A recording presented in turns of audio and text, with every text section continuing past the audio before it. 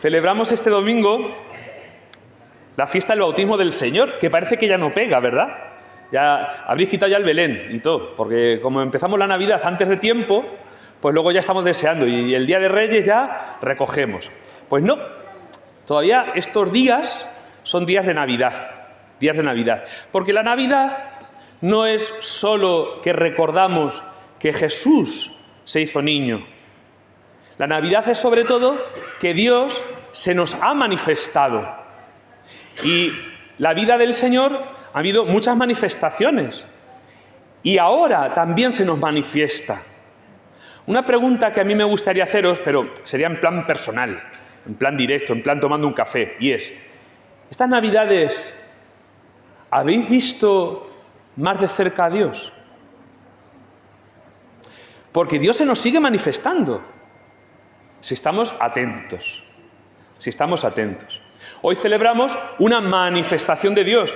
¿Y qué manifestación? Porque aparece Jesucristo, que Juan lo reconoce como Mesías, aparece la voz del Padre y aparece el Espíritu Santo, bajo la forma de paloma. El Espíritu Santo no es una paloma, ¿verdad? El Espíritu Santo es Dios, la tercera persona de la Santísima Trinidad. Lo que pasa es que esa vez Juan lo vio que descendía como una paloma.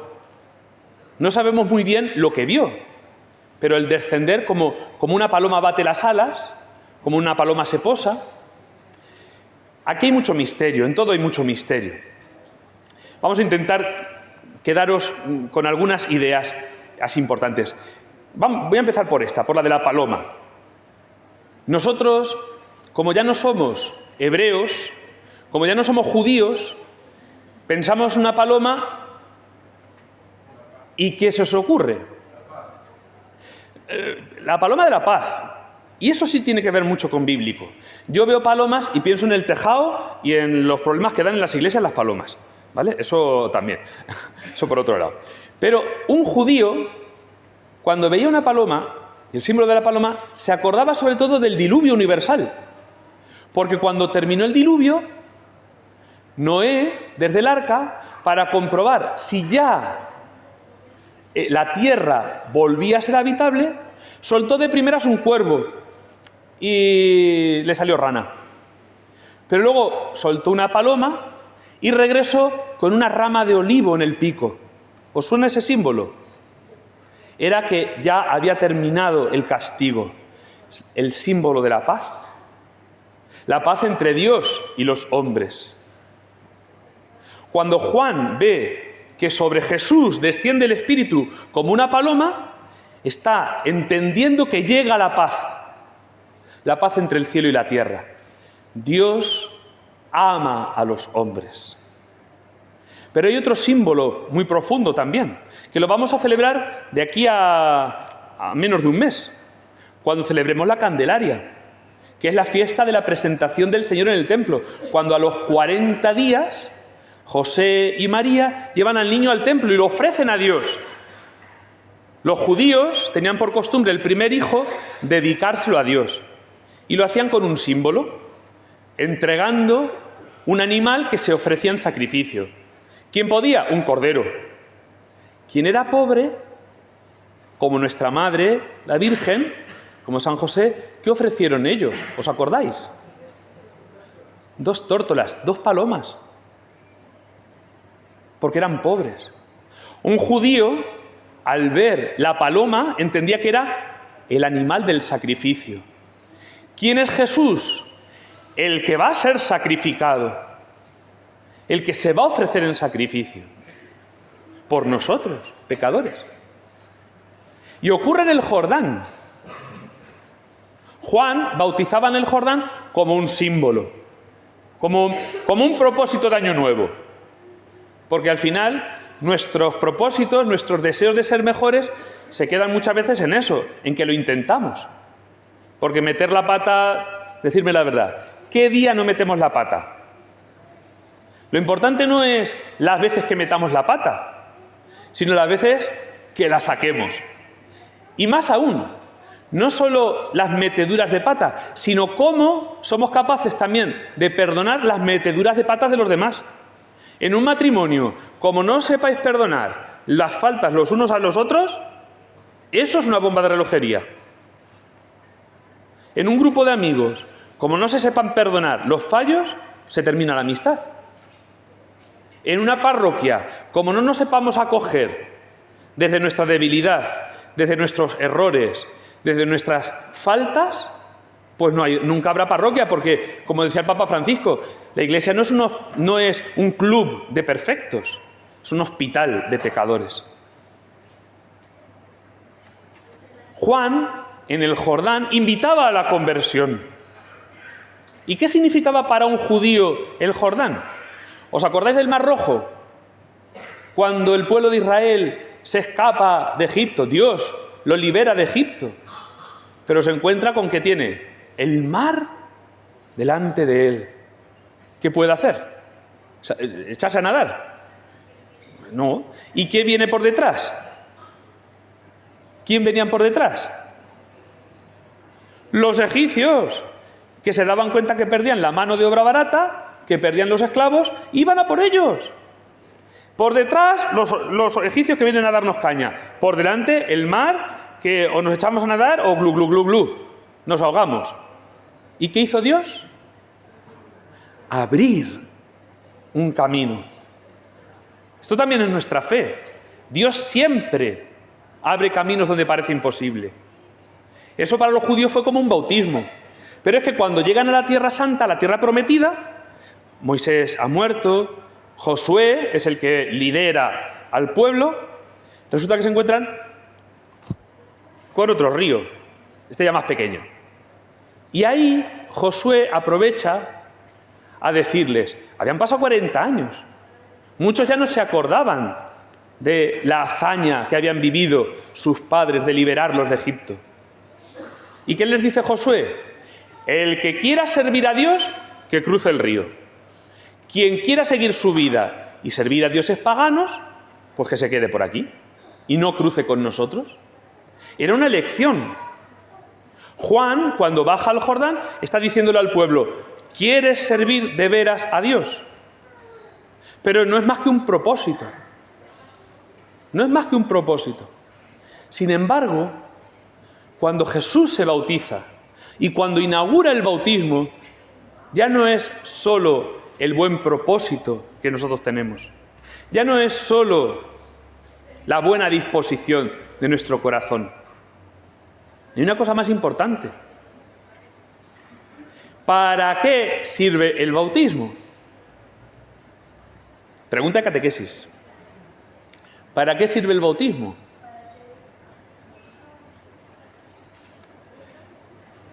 ¿Qué nos da o qué nos quita el bautismo?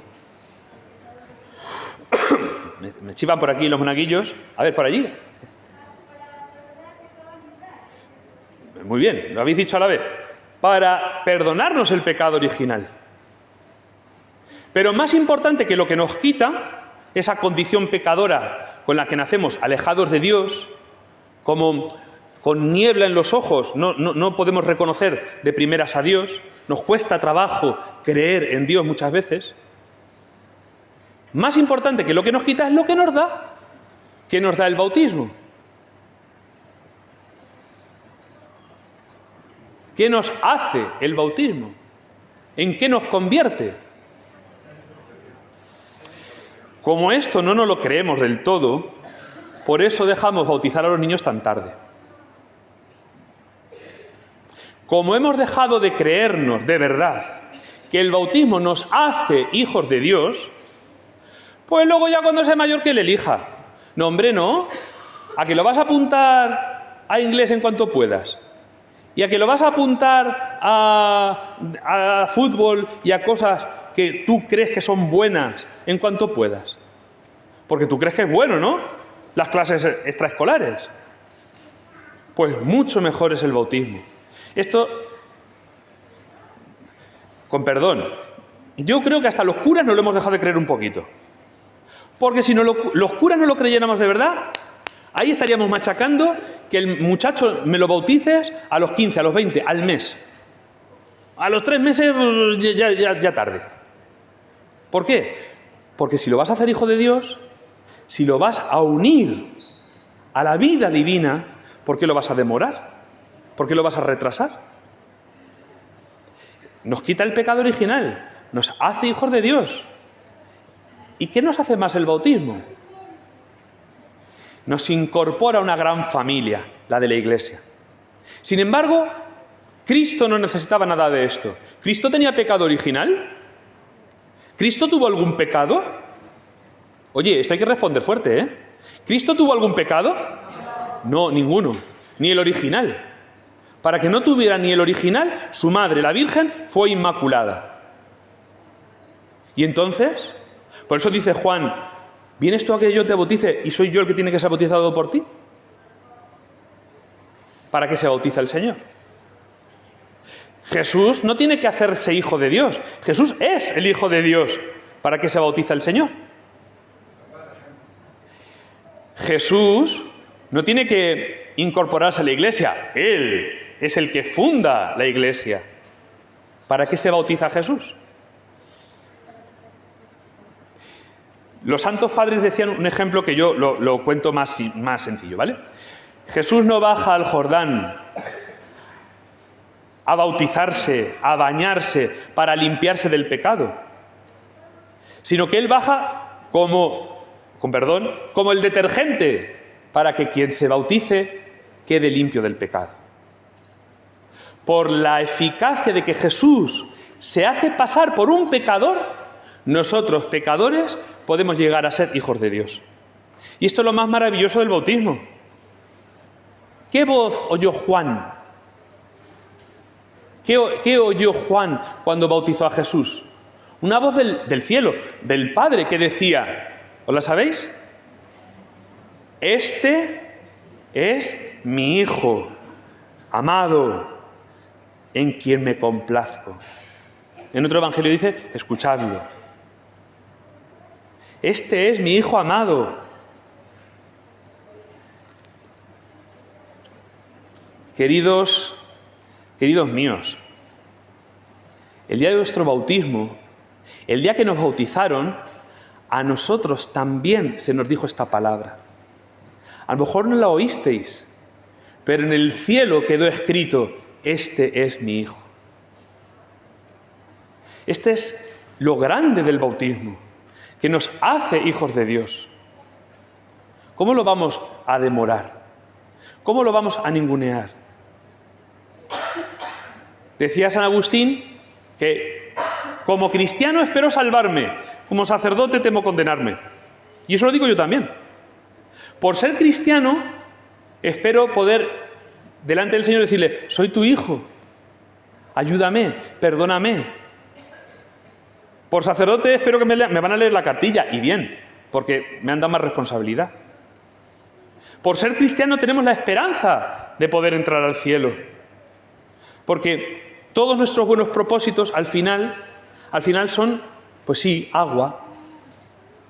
Pero solo la gracia de Dios es capaz de convertir el agua en vino y darnos una vida nueva, la vida que brota del corazón del Señor, la vida que brota de su misma vida. Esto es lo más maravilloso de la Navidad y por eso le ponemos la guinda con esta fiesta. Dios se ha hecho hombre para que tú llegues a ser Dios. Sí. Aquello que en el Edén el demonio engañó a nuestros primeros padres, seréis como dioses. Pero, socenutrio, si Dios te ha creado para ser con Él, para participar de su gloria, no ser un Dios aparte, sino ser familia de Dios. ¿Cuántas gracias le tenemos que dar al Señor de que nos ha puesto un sitio a la mesa en el cielo? Cuando habéis llevado a bautizar a vuestros hijos, padres, madres, le habéis conseguido una entrada al cielo. Le habéis puesto un trono en el reino de los cielos. Y allí nos está esperando el Señor, si no nos perdemos, si nos encaminamos. Termino invitándolos a dos cosas. Una, Sabéis cuándo os bautizaron, ¿no? ¿Sabéis la fecha de vuestro bautismo? Pues investigarla. Porque, fijaos, el cumpleaños, que lo celebramos mucho, celebra nuestra fecha de caducidad. Así que al final dejaremos de cumplir años, ¿verdad? Pero el bautismo no acaba nunca. El bautismo es para siempre. Mucho más tendríamos que celebrar nuestro bautismo. Entonces, investigad un poquito. ¿Quiénes son vuestros padrinos? ¿Cuál fue el cura que os bautizó? Y dad gracias a Dios por ello. Estad alegres porque os habéis bautizado. Y la segunda cosa, en vuestro bautismo y cada año en la vigilia pascual hacemos renovación de las promesas bautismales. Confesamos la fe. ¿Creéis en Dios Padre? Y decimos, sí, creo. ¿Creéis en Jesucristo? Y decimos, sí, creo. ¿Creéis en el Espíritu Santo, en la Iglesia, en el perdón de los pecados? ¿Creéis en la eficacia del bautismo? Y a lo mejor decimos de una forma rutinaria, sí, creo. Pues decirlo con convicción, sí, creo en ti, Señor. Creo en ti, me fío de ti.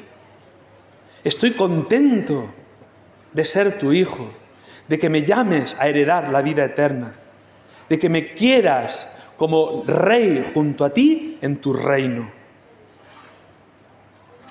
Hay que disfrutar de que somos cristianos. Y a lo mejor se nos olvida y se nos pasa. Pero para disfrutarlo, también conviene recordar las renuncias que hacemos en la vigilia pascual y la que hicieron nuestros padrinos en nuestro bautismo. ¿Renuncias a Satanás? Esto tendríamos que saltar como un resorte. ¿Renuncias a Satanás? No quiero con ese tío, no quiero nada. Sí, renuncio a Satanás. No quiero saber nada de él, porque es el enemigo de mi felicidad. Quiere mi desesperación. Me quiere humillado, maltratado, me quiere sometido a su tiranía. ¿Renuncias a Satanás? Sí, renuncio. Y a todas sus obras. Y basta abrir las primeras páginas del Génesis, de la Biblia, para saber cuáles son sus obras. Que no queramos saber nada de Dios, que no queramos saber nada de los demás. Sí, renuncio. Y por eso decimos, quiero amar a Dios sobre todas las cosas y al prójimo como a mí mismo. ¿Renuncias a todas sus seducciones? Y hoy, no más que nunca, pero cada tiempo tiene su forma especial, hoy el demonio no deja de seducir nuestras almas para apartarnos de Dios, para creernos autosuficientes, para decir, yo no te necesito. La seducción más importante, quizás la peor, del demonio, es encerrarnos en nosotros mismos, mirarnos en un espejo. Al principio para acicalarnos, luego para desesperarnos y terminar rotos, como tanta gente hay, rota por dentro, porque no se saben hijos amados de Dios. ¿Renuncias a las seducciones de Satanás? ¿Renunciáis a Satanás y a sus seducciones? Pues alegraos, que sois hijos amados de Dios. Creéroslo de corazón, que Dios está muy contento de haberos incorporado a su familia. Y estad dispuestos a disfrutarla cada día, no solo en ocasiones especiales, sino cada día a vivir como hijos amados de Dios. Que así sea.